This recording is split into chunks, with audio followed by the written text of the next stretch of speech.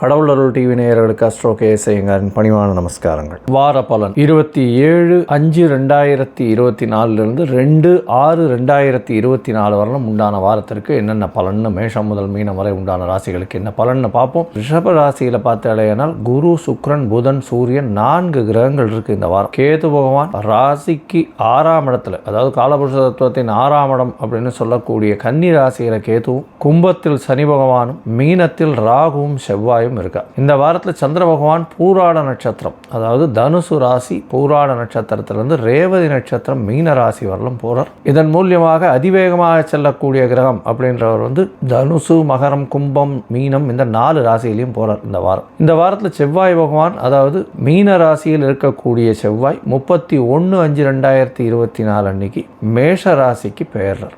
இது மாத கிரக பயிற்சி இருந்தாலும் இந்த வாரத்தில் வருது. மேஷத்தில் போய் ஆட்சி பெற்ற ஆண் செவ்வாயாக இருக்க போகிறார். பெரிய ஏற்றத்தை எல்லாம் கொடுக்க போகிறார். இந்த வாரத்தில் பார்த்தாலேயானால் எந்தெந்த விசேஷ நாட்கள் வருது அப்படின்னு பார்த்தோம்னா 28ஆம் தேதி அன்னைக்கு ஸ்ரவண விரதம். ஸ்ரவணம் அதாவது திருவோணம் அப்படின்றது பெருமாளுக்கு உண்டான நட்சத்திரம். திருவோண நட்சத்திரம் அப்படின்றது இதுவும் பெரிய ஏற்றத்தில் இருக்கக்கூடியது. திருவோணத்தில் என்ன விசேஷம் அப்படின்னா, திருவோணம் சனி பகவானுடைய ராசியில் வர்றது பெரிய விசேஷம். ஏன்னா சனி பகவான் துலாத்தில் உச்சம் வர்றார். எந்த ஒரு விஷயத்திற்கும் அதாவது சாராமல் இருக்கக்கூடியவர் சனி பகவான். அதனால தான் அவர் அவருடைய மாற்றங்கள் எல்லாமே ஒரு பெரிய சேஞ்சஸை லைஃப்பில் பண்ணணும். எந்த ஒரு விஷயத்திற்கும் ஒரு சரியான, அது எது சரியோ அதை மட்டும்தான் பண்ணுவார். தவறான விஷயம் செய்ததற்கு உண்டான தண்டனையும் சரியான விஷயத்திற்கு உண்டான பலன்களையும் தனித்தனியாக கொடுக்கக்கூடியவர்.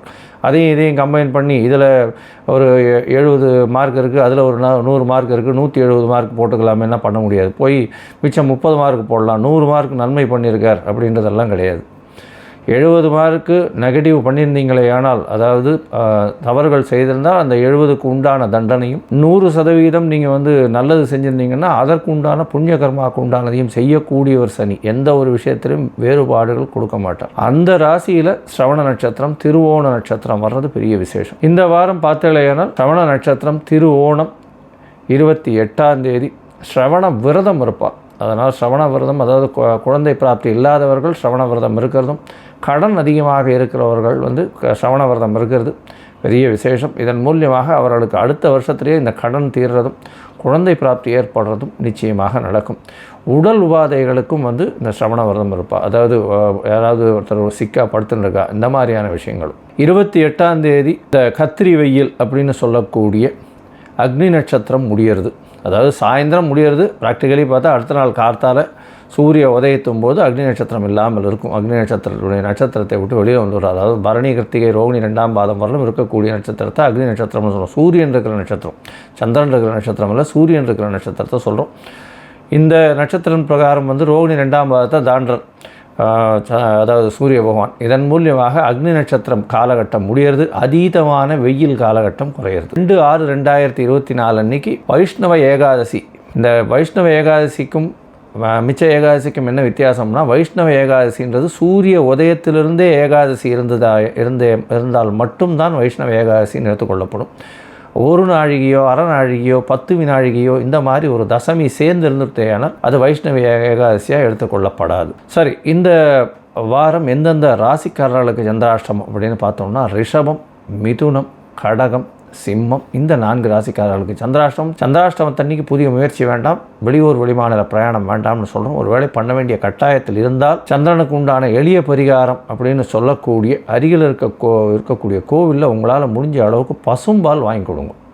பசும்பால் வாங்கி கொடுக்கறதன் மூலியமாக சந்திராஷ்டமத்தின் தாக்கம் நிச்சயமாக குறையும். இப்போ ஒரு ராசியாக மேஷம் முதல் மீனம் வரை இந்த 27/5/2024 2/6/2024 வரை உண்டான பலன்களை பார்க்கலாம். அதுக்கு முன்னாடி என்னுடைய மொபைல் நம்பர் ஸ்காலில் வந்துட்டுருக்கும், கீழே வந்துட்டுருக்கும். உங்களுக்கு அஸ்ட்ராலஜிக்கல் கன்சல்ட் தேவைப்பட்டதுன்னா என்னுடைய மொபைலுக்கு ஃபோன் பண்ணுங்க.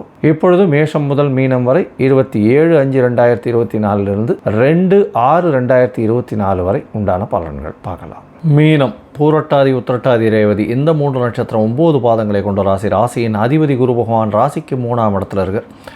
இந்த வாரம் பார்த்தீங்கன்னா 3ஆம் இடம் அதீத சுபத்துவம் அடைகிறது. 3ஆம் அதிபதி ஆட்சி பெற்று போய் சுக்கிர பகவான் ஆட்சி பெற்று போய் 3ஆம் இடத்துல இருக்கார். அவங்களுடைய 6ஆம் அதிபதியும் 3ஆம் இடத்துல இருக்கார். 6க்கு 10ஆம் இடம்னு சொல்லக்கூடிய இடத்துல இருக்கார்.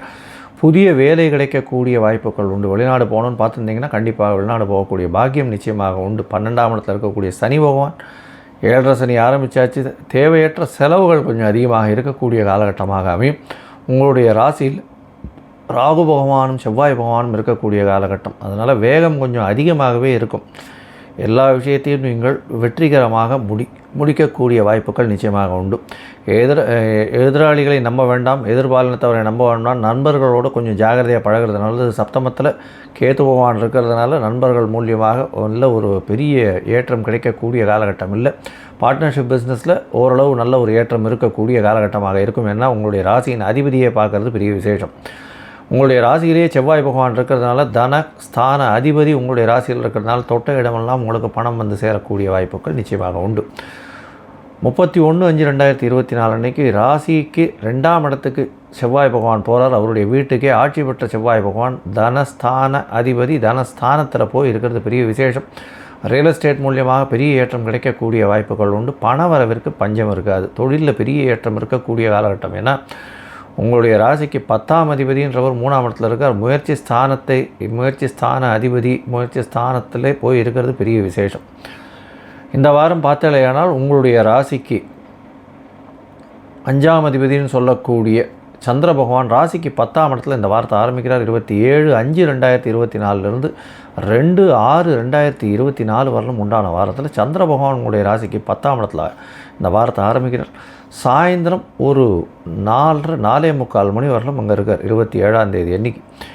அதற்கு பிறகு அவர் உங்களுடைய ராசிக்கு 11ஆம் இடத்துக்கு வரார். 10ஆம் இடத்துல சந்திர பகவான் இருக்கும்பொழுது 5ஆம் அதிபதி 10ஆம் இடத்துல இருக்கிறதுனால பெரிய ஏற்றம், புதிய பதவி புகழ் அந்தஸ்து கௌரவம்லாம் வரும். தொழிலில் பெரிய ஏற்றம் கிடைக்கக்கூடிய காலகட்டம். தந்தையின் உடல்நிலையில் கொஞ்சம் செட்பேக் இருக்கக்கூடிய வாய்ப்புகள் நிச்சயமாக உண்டு. உங்களுடைய ராசிக்கு 11ஆம் இடத்துல சந்திர பகவான் வரார். 27ஆம் தேதி மாலையிலிருந்து 29ஆம் தேதி இரவு ஒரு 8:30 மணி வரலும் இருக்கார். இந்த காலகட்டத்தில் குருவின் பார்வை இருக்கிறதுனால நல்ல ஒரு ஏற்றம் இருக்கும். 11ஆம் அதிபதியும் 12ஆம் இடத்துல இருக்கிறதுனால தொழிலில் என்னதான் லாபம் வந்ததுனாலும் அது செலவாக கொஞ்சம் அதிகமாக போகக்கூடிய வாய்ப்புகள் உண்டு. 5ஆம் அதிபதி 11ல் இருக்கிறதுனால காதல் திருமணம், காதல் வயப்படக்கூடிய வாய்ப்புகள் நிச்சயமாக உண்டு. குருவினுடைய பார்வையும் இருக்குது. இருந்தாலும் காதல் வயப்படக்கூடிய வாய்ப்புகள் நிச்சயமாக இருக்கும். ஏன்னா சப்தமாதிபதியும் 3ஆம் இடத்துல போய் குருவோட சம்பந்தத்தில் இருக்கிறது நல்ல ஒரு ஏற்றம். உங்களுடைய ராசிக்கு 12ஆம் இடத்துல சந்திர பகவான் வரார். 29ஆம் தேதி இரவு ஒரு 8:30 மணியிலிருந்து 31ஆம் தேதி இரவு ஒரு 10:30 மணி வரலும் இருக்கக்கூடிய காலகட்டம். இந்த காலகட்டத்தில் பார்த்தோன்னா சனி சந்திரனுடைய சேர்க்கை வருது. 5ஆம் அதிபதி 12ஆம் இடத்துல போகிறதுனால குழந்தைகளுக்கு சிறு சிறு பிரச்சனைகள் வரும். உடல் நலத்தில் செட்பேக் இருக்கக்கூடிய வாய்ப்புகள் உண்டு. இந்த மீனராசிக்காரர்களுடைய குழந்தைகளுக்கு குழந்தை பிராப்தி ஏற்படக்கூடிய பாக்கியம் உண்டு. இருந்தாலும் இப்போ சனியோடு சேர்ந்துருக்கிறதுனால சில இந்த அபார்ஷன் ஆகக்கூடிய வாய்ப்புகள் நிச்சயமாக இருக்கும். ஜாகிரதையாக இருக்கிறது நல்லது. உங்களுடைய ராசியிலேயே சந்திர பகவான் வரார். அதாவது சந்திர பகவான் 31ஆம் தேதி இரவு ஒரு 10:30 மணியிலிருந்து 3ஆம் தேதி அதிகாலை 1 மணி வரலும் இருக்கக்கூடிய காலகட்டத்தில் சந்திர பகவான் உங்களுடைய ராசியிலேயே வர்றது பெரிய விசேஷம். இதன் மூலியமாக பார்த்தாலேனா நல்ல ஒரு ஏற்றம் கிடைக்கக்கூடிய காலகட்டம். 5ஆம் அதிபதி உங்களுடைய ஒரு திரிகோணாதிபதி இன்னொரு திரிகோணத்தில் இருக்கிறதே பெரிய விசேஷம். இதன் மூலியமாக நல்ல ஒரு ஏற்றமான நிலைமை கிடைக்கக்கூடிய வாய்ப்புகள் நிச்சயமாக உண்டு. படிக்கக்கூடிய மாணவர்கள் நல்ல ஒரு ஏற்றம் கிடைக்கும். பேச்சில் நல்ல ஒரு ஏற்றம் கிடைக்கக்கூடிய காலகட்டமாக இருக்குது. தொழிலில் அபிவிருத்தி இருக்கும். பணவரவிற்கு பஞ்சம் இருக்காது. செலவுகள் கொஞ்சம் அதிகமாக இருக்கும். 7.5 சனி நடக்கிறது. சப்தமத்தில் கேத்து இருக்கிறதுனால எந்த ஒரு எதிராளிகளையும் எதிர்பாலினத்தவரையும் நம்ப வேண்டாம். அதை தவிர நண்பர்களை கொஞ்சம் நம்பாமல் இருக்கிறது நல்லது. பொதுவாக இந்த வாரம் பார்த்தாலேயானால் இந்த பேங்கிங் அக்கௌண்ட்ஸில் இருக்கவங்க, பேங்க் வேலை செய்கிறவங்க, அதை தவிர என்ன சொல்கிறது, கேஷியர், இவாளெலாம் ரொம்ப ஜாகிரதையாக இருக்கிறது ரொம்பவும் நல்லது. இந்த வாரத்தில் அக்கௌண்ட்ஸ் டிபார்ட்மெண்ட்டில் இருக்கவங்க ரொம்ப ஜாகிரதையாக இருக்கணும். அதை தவிர இந்த மத குருமார்கள், வாத்தியார்னு சொல்லக்கூடிய டீச்சர்ஸ், அவள்லாம் நல்ல ஒரு ஏற்றம் கிடைக்கக்கூடிய வாரமாக இந்த வாரம் அமையிறது. அருகில் இருக்கக்கூடிய ஆஞ்சநேயர் கோவிலுக்கு போயிட்டு வாங்கும். ஆஞ்சநேயர் கோவிலுக்கு போய்ட்டு ஒரு வெண்ணக்காப்பு சாத்திட்டு வர்றதன் மூலியமாக உங்களுக்கு எல்லா விதமான வந்த பிரச்சனைகளும் வரக்கூடிய பிரச்சனைகளும் தள்ளி போகும். அதை தவிர இந்த மூக்கு கடலை வாங்கி நைவேத்தியம் பண்ணி அது ஆஞ்சநேயர் கோவிலில் வியாழக்கிழமை கொடுங்க. நல்ல ஒரு ஏற்றம் கிடைக்கக்கூடிய வாய்ப்புகள் மிகவும் அதிகம். கடவுள் அருள் டிவியை பார்த்தமைக்க நன்றிகள். மேலும் இது போன்ற தகவல்களை தெரிந்து கொள்ள கடவுள் அருள் டிவியை சப்ஸ்கிரைப் செய்யுங்கள். மறக்காமல் பெல் ஐக்கானை கிளிக் செய்யுங்கள்.